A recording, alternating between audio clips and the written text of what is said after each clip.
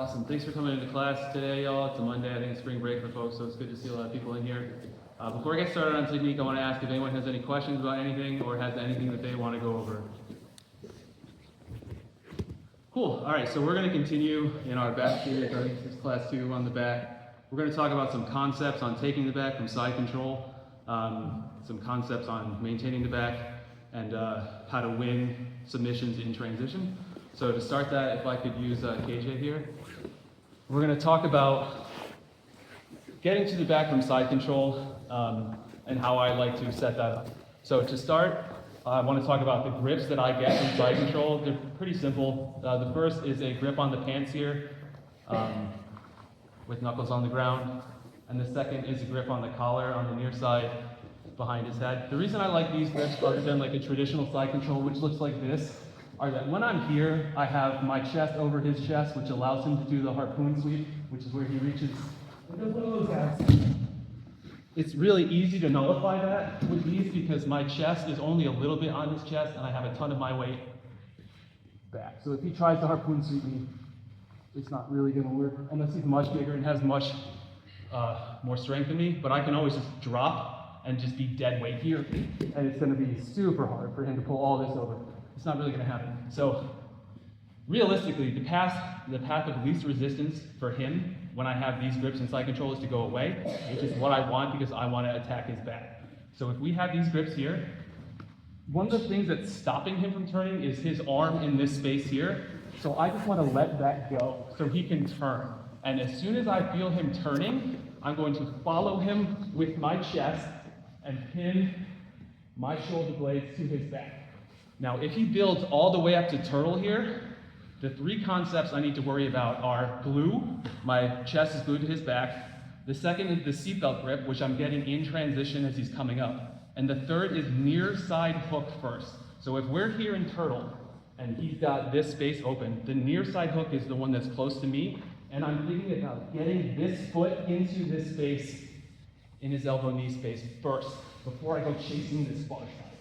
The reason is that this is closer, it's easier to get, and if I try to go over to the far side, he can either turn into me or turn away, and I lose the position entirely, when the opportunity to secure a hook was here the whole time. So I want to focus on that first. If this space is blocked, like he's got his, I'll pop back up for 1 sec. If this is blocked and I can't get in here, that's okay. We'll talk about how to deal with that and break this turtle down, but those are the three concepts I want to talk about: the glue, the seatbelt, and the near side hook. So again, from the beginning, I got a grip on the collar by his head, and I have a grip on his pants with my knuckles on the ground.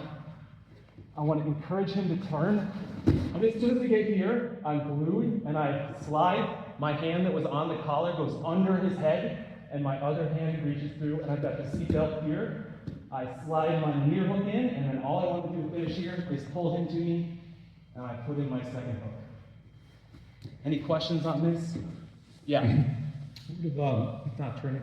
How do you make him turn if he's just on the side? Yep, so if he's here, I want to apply some pressure to encourage him to turn. He's either going to turn into me or away from me. Those are really his only options here. And because I've got my forearm across his chin, and I'm blocking his hips here, if he tries to come into me, there's really nowhere he can go, you know what I mean? Like, he can try to keep coming, and if for whatever reason he actually builds up onto his side here, that's when I can do this. Back step to take the back, which we'll talk about probably in the next class, but yeah, his only options really are to turn into me or away, and if he wants to get out of side control, he might try to come into me, he might try to a lot of guys like to fence his leg in and recompose, but if I have my hand here blocking his hips turning over, like he can't get his legs in. So, I mean, he might try for a while, but he's eventually going to go path of least resistance and turn away. If he's sitting there like a fish and like not moving, with these grips, I can just come here and just turn him over. And you really don't have to use that much strength. Okay. Yeah. I know from like, I guess, like a competing perspective, like for a wrist grip, I can't keep my fingers in the wrist here. Is there anything I need to know about the pants grip from that perspective? Yes, great question. So you cannot put your thumb into clothing in IBJJF and probably other tournaments. So like I can't put my thumb in here, which is why I get like a little grip on the pants and put my knuckles on the ground. It's a great question. You can put your thumb in the collar, so I shouldn't say close in general. You can grab the collar grip and that's fine, but I can't like put my thumb in his hands. Any other questions on this? Cool, let's get with our partners and try this 2 times each. 1, 2, 3. All right, I got asked some questions as I walked around, so I want to answer those. But before I do, were there any other questions I didn't get to? Okay, cool. So I want to talk about a couple of details, KJ. The first is on that pant grip. Some people were saying it's kind of hard to get that grip, and it definitely is, especially with like the newer like tailored V's that people wear now, and they're like really low GSM.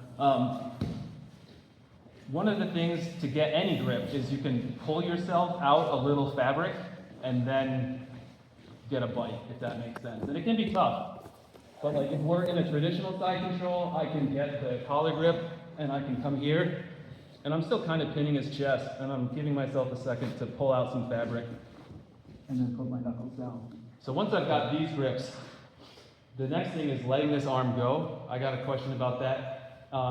Your opponent is going to want to pull their own arm out so that they can turn. Because again, like if they try to turn into you a couple times, they're going to realize that the path of least resistance, their only other option is to go away. So once I feel like this arm is coming through, I let it go by letting up pressure a little bit.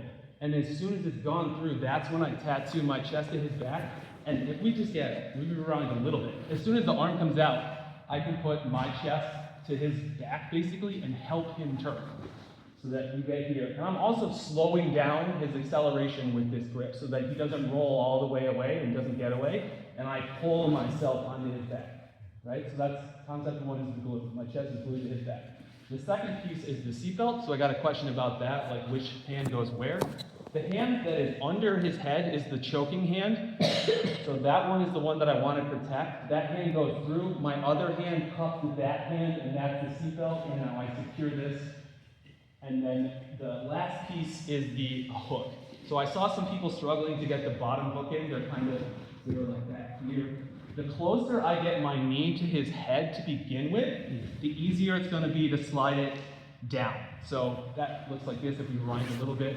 KJ goes to turn. My knee is under my elbow. So now when I go to put it in, I'm just basically laying down and sliding my leg down when it goes in. Then I pull it in and we take it.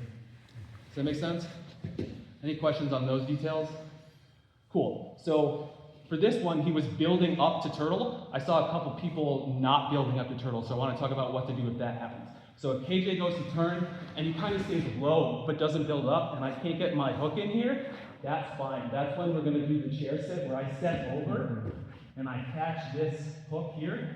This is what's now going to become the near side hook. Here is the first hook, and I pull him here. Now, the problem with this is we're not landing on the choking side, which isn't great, but that's okay because I can adjust. And there's 2 ways to adjust. The first is we just go to the other side. That's going to work by me taking this hook, putting it here on its thigh, planting this foot on the ground, and we just go to the other side. Now, once we're here, this hook comes in, and I can start playing my game from here. If we rewind, and we're here, the other thing that we can do is just switch our seatbelt. So to do that, I'm going to give myself the collar here, and this is the anchor. I'm going to pull a little bit, take this hand out, replace it. Now I've got the seatbelt on the right side, and I can start my choking game. Any questions on that? Yes? Does your head position matter at all? My head position? Yeah. So generally, I want to keep my head as close to his head at all times as possible, and if I nail concept 1, which is my chest glued to his back, my head is generally always going to be nearby. Make sense? But yeah, as much as possible, I want like head-to-head connection so that there's no separation. It's a good question. Any other ones? Do you switch your head position when you switch your seatbelt? A little bit. You have to come away a little bit so that there's space for you to maneuver, but you don't want to give up too much space. So if we're here and I do this, when I pull, I'm separating, right? But only enough that I can get this out and quickly put it back in. And then, ear to ear, as soon as. And your head goes to the other side, right? Yes, that's a good question, yeah. If we're here, my head's here, and I come ear to ear here. Yep. Good question. Cool, so just from the top again, because this is the technique we're gonna do. So we're on side, he goes, but he doesn't build up all the way. I get the seatbelt here, step over, hook, Now we're here. Now again, I can do the first one, which is I use my hook as torque, kickstand, we're over here, or you can also work this option where I give myself the gi, pull him a little bit to free my hand, and then we're right back in. Seatbelt here. Cool. All right, let's get with our partners for that 2 times each. 53. Any questions on what we just went over, or taking back in general? Cool. All right, I want to talk about a couple of like advanced concepts that is like leveling this up, KJ. The first one is going to be riding his hip with my knee. So if we're here and KJ is going, I'm going to, as soon as I feel his hips turn over, tattoo my knee to his hip. Go ahead. So we look like this. Now from here, I'm still in a great position to put in my near side hook. I'm also in a great position to flip in my far side hook. And I don't have the seat belt, but I do have the glue, and I've got my collar grip and my pant grip still. So it's really easy from here to put in a hook on the far side, near side, or just go with the seat belt. And this is something that like you can think about and start to work on as you spend more time in this position. We're going to do a positional next. That's one thing. The other one is the gift wrap, and then also a collar grip. So the gift wrap is when I get his own arm wrapped around him like this. And I've gift wrapped him as a present to myself because it's going to be really easy to submit him with this grip. And I get that by, once he turns, pause, I reach through under his head, and I find his wrist. Now I've got, this is a seatbelt with one hand, because this is controlling his whole torso. Once we've got this, I can take my time, and now it's going to be a head start on submitting it, because I've got one of his hands pinned, I can find a collar grip here, and then we can go to town. So that's the seatbelt grip, which is better than the next one that we're going to show, which is just a collar grip on the choking side. So once he goes to turn, instead of getting the seatbelt, I get a choking collar grip. So I've gone cross collar under his head, and I've got this grip. And now, once we get here, I have a head start on submitting him because I have a hand under his chin there.